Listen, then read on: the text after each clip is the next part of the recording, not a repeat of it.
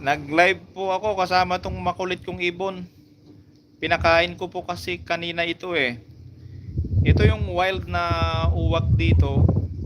Pag Pilipino kasi mga kabayan yung nakakakita ng ganito, pinapakain namin, hindi namin inaano. Pero pagka ibang lahi kasi, tulad ba, pinapakain namin ng tinapay itong mga ibon na to. Kaya mababait sila sa amin. Kaya ang lesson natin kasi dito sa mga ganitong alaga ay yung pagmamalasakit ba, kahit birds pa yan o ibon pa yan, kung may magmamalasakit hindi yan tatakbo sa'yo. Hindi kagaya ng iba na parang inaabog ba yung sabi sa amin. Shout out po sa nag-iisa po naming nanonood ng live na ito. Kanina ko pa pinapakain nito, kanina pa hindi umaalis kasi. Kaya nag-live na lang ako kasi gagawa sana ako ng kwan ko. Video ko, nag-i-script ako dito kaso makulit, humingi ng tinapay. Binigyan ko na at yung tubig. Ito na, hindi na umalis mga kabayan, kaya ito. Kaya ganito na ito. Kaya wala eh. Wala tayong magagawa kundi pahalagahan sila. Kaya napakahalaga rin po yung mga animals kasi at saka sa environment.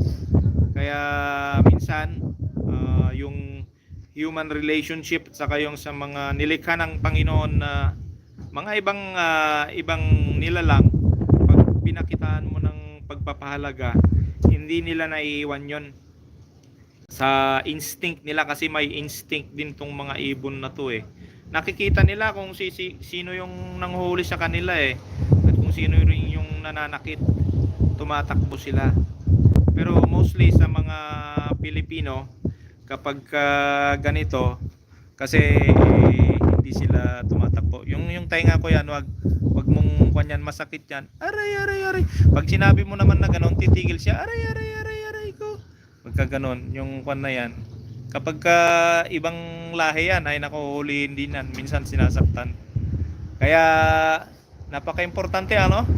Kaya nabidyoan ko na ito. Kanina pa namin pinapakain. Kaso ayaw umalis. Ayaw umalis. Kaya ni-live ko na lang. Nangungulit pa rin. Shout out sa mga nanonood ng live na ito. Kasi magla-live sana ako ng ibang topic, kaso makulit si Uwak eh. Ito nanghi ng mga pagkain, binigyan namin ng isda, ayaw. Tapos binigyan namin ng tinapay, yon. Gustong gusto niya yung tinapay. Ayan. Kaya ito na, minsan nga tinutuktok itong cellphone eh. Kanina pa niya nakala niya yung tao yung video, ako at siya, kaya tinutuktok tinutuka sa Tagalog, sa Ilocano tuktok eh, tinutuktok eh. Kaya ganito mga kabayan. Hindi ko man ito niche, pero natutuwa lang ako para i-live ko tong ibon na to. Hello Mr. Abusami, I am live with my bird. That's because we always give this food, that's why now. But he lives outside because you know it's not allowed inside the room. Yeah. So ibon, pag mamaya to aalis na to. Pagka pinalis ko naman to, aalis naman to eh. Kaso lang, wag ka nang makulit ka eh. Wag na mangulit. Ayan, ganito yung ginagawa ng ibon na to. Makulit yung pakikipagpan sa, lalong-lalo sa mga Pilipino. Lalong-lalo na ako kasi dalawa sila nito. Pag nakikita nyo kasi yung aso, ayun, maski yung almusal ko binibigay ko na sa aso minsan. Minsan yung pag may natira rin ako, inuuwi ko dito sa kampo, pinapakain ko sa aso. Ganito rin to, tong ibon na to, kasi wala naman to, gala ito eh. Itong ibon na to, kaso lang kapag may pagkain binibigyan ko. Yan, nanghihingi ng mga pagkain. Yung iba kasi hinuhuli. Kaya hindi rin siya lumalapit sa mga ganito na kwan. Huwag ka nang makulit, ibon. Naka-live tayo. Naka-live tayo sa nakailang minuto na tayo, naka 5 minutes na tayo. O, lumipad na, pumunta dun sa may kwan. Pumunta dun sa may diyan sa ambulance. Ayan mga kabayan. Dito kasi nakatira lang dito sa kampong ito. Dito lang sa kampo namin. Ayan. Minsan natutulog sa diyan sa mga may aircon. Tapos sa umaga kapag nakita na yung mga tao, yung mga Pilipino, diyan na nangihingi na ng pagkain. Ayan. Ganito tong ibon na to. Kaya nakakatuwa din. Pero ganun talaga. Lapitan natin kung nasa mood pa siya. Minsan kapag wala na sa mood dyan, lumilipat na. Pupunta sa mga yan sa nakikita nyo. Sa mga may air condition. Halika muna dito. Halika na. Halika muna at mag-live muna tayo. Mag-live muna tayo ha. Sa kakaalis. Diyan ka sa kwan ko. Balikat. Akit ka sa may balikat. Akit ka dyan. Yan akit ka para akyat. Ayaw. Ayan. Itong ibon na to. Makulit po talaga. Kagaya nga ng sinasabi ko sa pagpapahalaga ng environmental, parte rin kasi ng ecosystem natin itong mga ibon na to, pahalagahan din po natin. Maski mga uwak lamang yan, national bird kasi dito sa Saudi ito, pahalagahan din po natin yung mga ito, mga nilalang din ng Diyos na purpose para mabalanse po yung kuwan po natin, ecosystem po natin, mabalanse po kung ano nandito. Kaya mababait po naman sila. Minsan nga lang makulit, minsan titignan natin yung pinangkukan ng inumin dito. Minsan dito ko siya dinadala, dito may tumutulo kasi dito. Yan na tubig kung nakikita ninyo. Yan, umiinom ng yan. Nakikita nyo po? Yan ko siya pinapainom. Kasi ito yung supply namin na tubig. Ay, siya, nakita nyo naman. Nakita nyo naman siya na uminom ng tubig. Ganito ka friendly ito. Kasi laki naman ng tirahan niya oh. Yan po yung tirahan nila kasi. Ito po yung pan namin kasi yung accommodation namin. Kaya this is good. This is not a wild. Sinasabi kasi nila huliin mo. Sabi na hindi naman namin inuuli kung saan naman malapit na. Dinadala nga minsan dyan sa loob, kasong nilalabas din kasi bawal. Pinagbabawal po ng kwan kasi ng campus. May campus po kasi kami dito rin. Ayan mga kabayan. Kaya maganda po ano. Huwag mong kakagatin yung kwan ko ha. Huwag kang mangagat ng tainga. Tumutuka ka ng tainga eh. Ayun tuloy yung gamit natin. Yung tripod natin, di na natin nagamit. Ang kulit mo kasi si ibon eh. Ito nga. Itong tripod ko na to. Ayan. Dapat mag-vlog sana ako eh. Yung pinakain ko wala na. Nangulit na. Nawala na yung live ko eh. So si ibon nang naging live ko. Mamaya na lang mag-script mga kabayan sa lahat po ng aking mga subscribers. Mag-i-script na lang po ako at magre-research muna. Nangulit si Uwak eh. Uwak kasi pangalan nito. Sa tuwing umaga kasi, Friday ngayon kasi hindi ako nag-overtime. Sa tuwing umaga, nandiyan nakatambay, nag-aantay ng mga papasok na mga tao. Pag Pilipino kasi binibigyan ng pagkain. Nasa instinct niya yan na tuwing umaga lumapit. Kaya pinakain ko na siya. Pinainom ko naman, nakita nyo naman kung saan ko na siya pinainom. Kaya ganyan ng instinct ng mga ibon na ito. Kaya pag nakakita kayo, maski sa Pilipinas o kahit anong bansa, Middle East, sa Asia, Africa, America, pag malasakitan lang natin, huwag po natin silang sasaktan o ano. Kasi parang yung instinct nila, parang naramdaman naman nila kung sincere tayo sa kanila eh. Hindi sila kwan. Oh, ayun na. Oh, ayan, naglalaro-laro na siya. Ayan lang po siya oh. Diyan lang siya. Hindi siya lumayo. Kaya Nay, sorry po, medyo nahulog. Okay po. Sana po. Oh. Ah, ayan po si Ibon. Ayan po si Ibon. Minsan lalapit na kusa yan sa atin. Lalapit yan. Dito nga, matuloy natin yung vlog. Hoy. Nandito siya, nangungulit-kulit siya sa tabi ko. Ayan po siya. Lumipad. Lumipad po siya.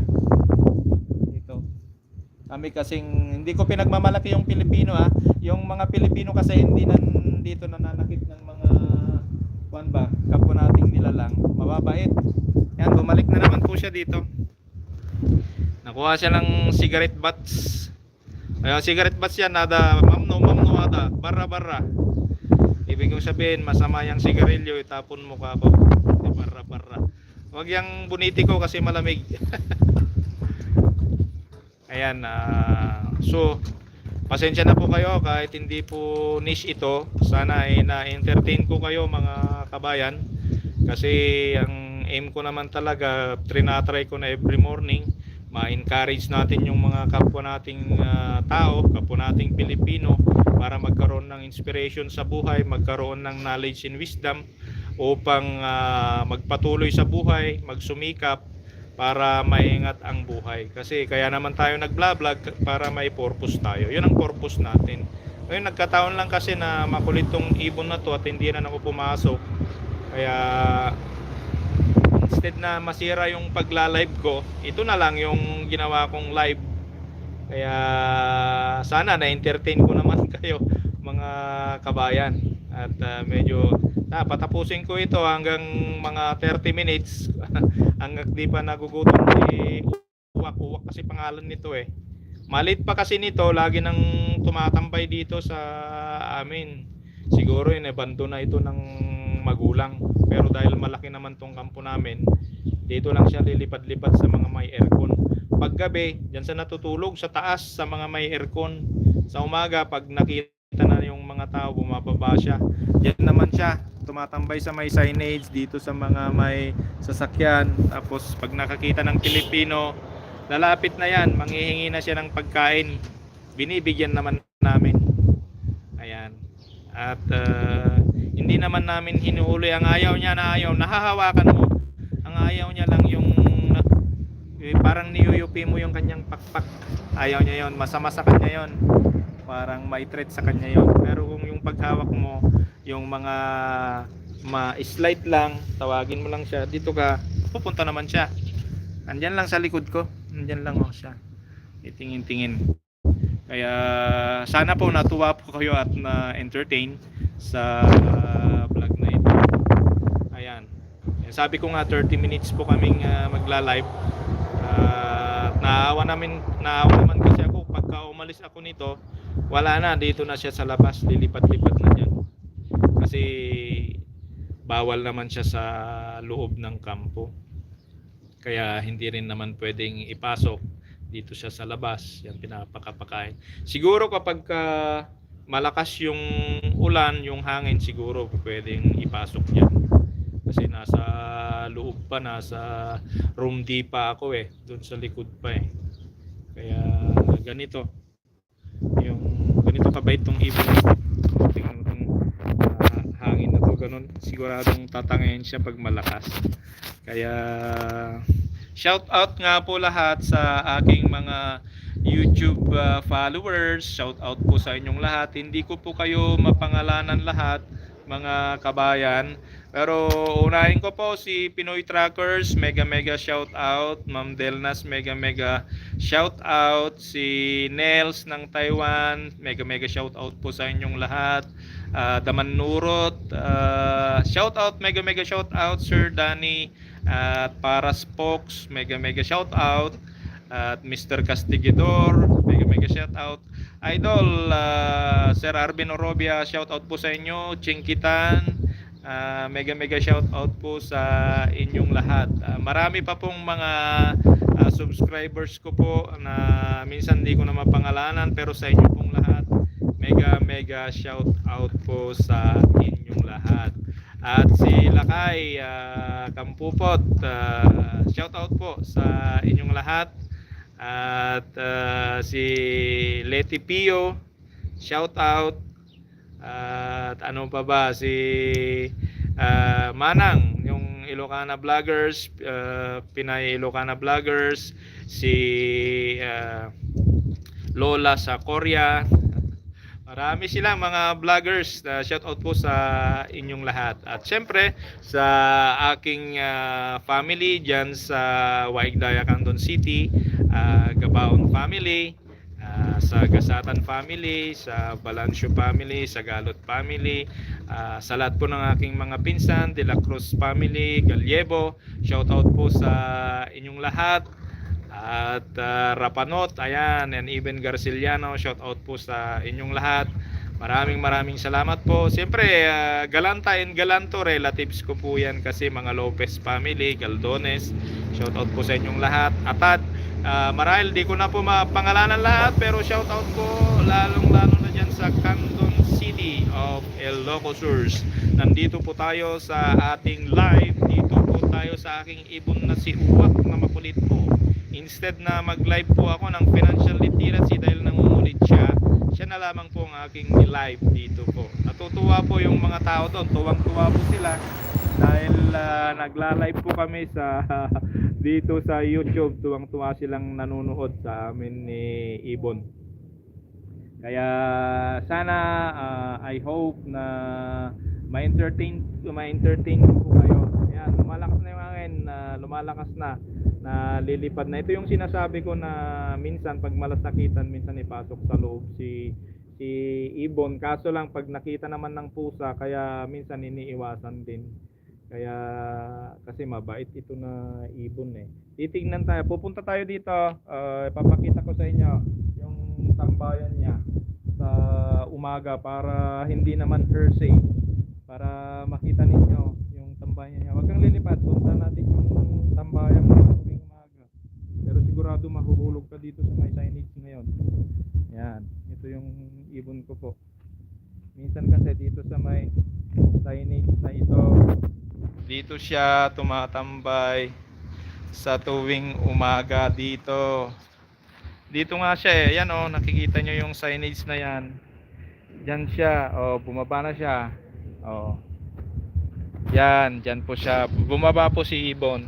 At napunta po diyan. Kaya sana gaya ng sabi ko, 30 minutes. Meron pang 13 minutes para ituloy ang live.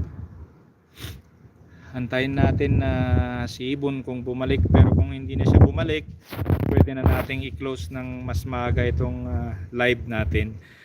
At sana na-entertain ko po kayo mga kabayan sa aking live video na ito with my Ibon. Ayan na po, lumipad na po siya. Kung nakikita nyo, lumilipad-lipad po siya. Nandun na po siya. O, lumipad na po. Yun. Sana na-entertain ko po kayo. Lumipad na si Ibon, napunta na sa likod sa building na sinasabi ko, sa kanyang tirahan.